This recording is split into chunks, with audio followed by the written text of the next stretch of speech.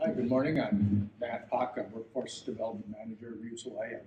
I've been with Reuse about 3 years, and during that time, we've seen our workforce efforts really take off. And I wanted to talk a little bit about what we do there and how it ties in with the benefits of deconstruction and a circular economy. You see here, we provide employment and training opportunities that comes together in workforce development. Quinn mentioned economic, social, and environmental benefits to deconstruction. And in many ways, workforce development is the nexus of all those benefits. We're talking about here about employment opportunities. I think the key thing to understand here is that a circular economy is almost by definition a local economy. So that by engaging in a circular economy, keeping material in reuse, we're creating downstream employment opportunities and economic activity far beyond just taking a building through demolition and landfilling. So there is a great multiplier effect to working through deconstruction as opposed to demolition. Provides us an opportunity to employ far more people than we would in a demolition paradigm.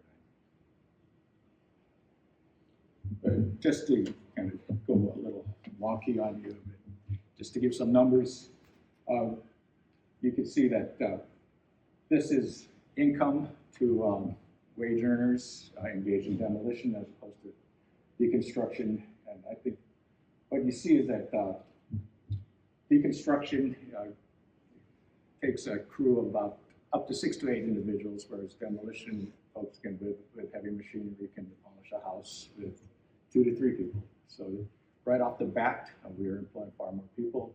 But moving on down the line, in order to bring materials back into reuse, we have to process the material, get it ready for resale. There's warehousing, inventory, marketing. All of these are portions of what it takes to create a circular economy, and all of these mean jobs. So as you can see, when you go all the way down the line, deconstruction really results in almost 4 times the employment dollars when compared to demolition.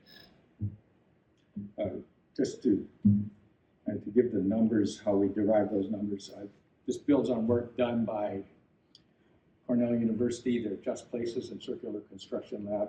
They put out a white paper on this. So the numbers, of course, are probably, overall dollar figures are more relevant to a particular locale, but the methodology is universal, so we can all, wherever we are, we can expect to see this comparable level of increased employment.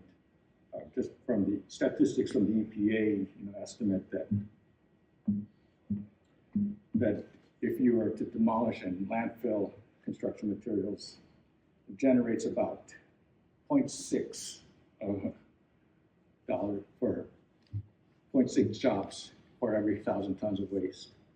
If you recycle some of that, that is, use the material as raw material for new production, say you're using aggregate or recycling metal, that'll generate 3.6 jobs for 1,000 tons of waste. But if you go the full, reusing materials to their highest potential, taking construction lumber and using it to rebuild houses, taking material salvaged from kitchen cabinets and using those in new or ongoing renovations. If you go take that and go all through a circular local economy, you can generate up to 30 jobs per 1,000 tons of waste.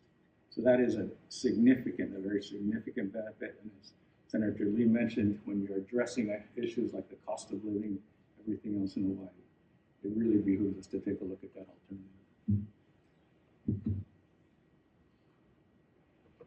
And like I said, workforce development and social impact is where all of these benefits come together.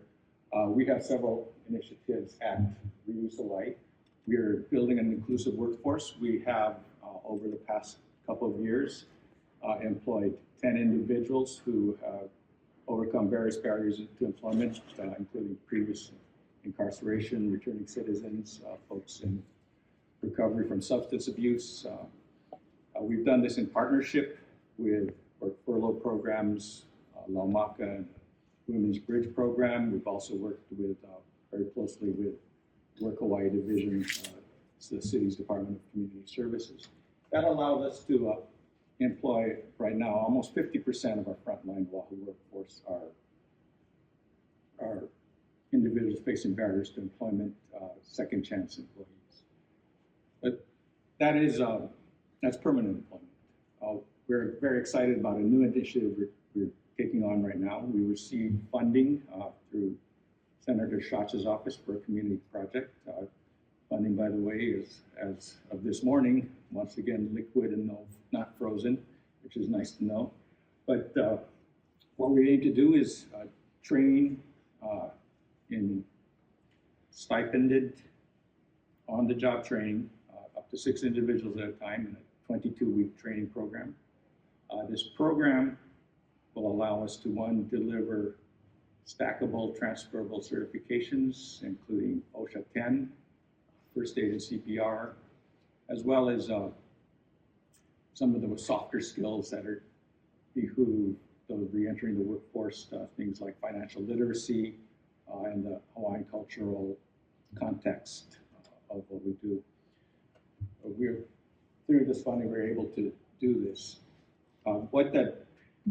By working with individuals facing barriers to employment, certainly the previous statistics, that applies to anybody. If you go the deconstruction route, you will generate so many jobs. But if we consciously work through what we call a social enterprise, an employment center, social enterprise, we're working to employ and train those who have been excluded from the economy. We really bring everything back together.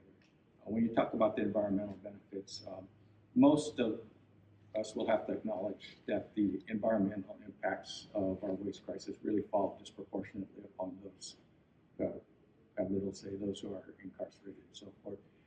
So by bringing this, we apply some principles of social justice. We certainly provide benefits to the individuals involved. You can see them turn their lives around. But there's also what we call a social return on investment. For the past 2 years, we've been members of a community of social enterprises under the Roberts Enterprise Development Fund, or REDF. They've done a lot of work on social return on investment.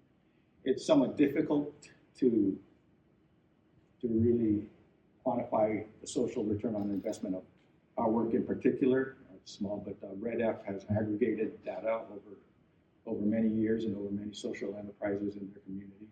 And what they have is that on average, for every dollar invested in a social enterprise, there is a $2.23 return on investment, which is not to the individuals, but to the community at large in terms of increased economic activity, spending power, increasing the tax base, reducing recidivism, reducing reliance on social services and other interventions. So by working through these various programs, by leveraging the labor-intensive nature of deconstruction over demolition and engaging in a local circular economy, we accrue all these benefits and bring it full circle. Quick next step, certainly Mike will be up about the Department of Environmental Services to speak on that. Please, if you want to see the impact on individual lives, you can come visit us at Reuse Hawaii. And the white paper I mentioned, the work done at Circular Construction Lab and the Just Places Lab, there's reference in the third reference to the right. So with that, conclude my remarks, and I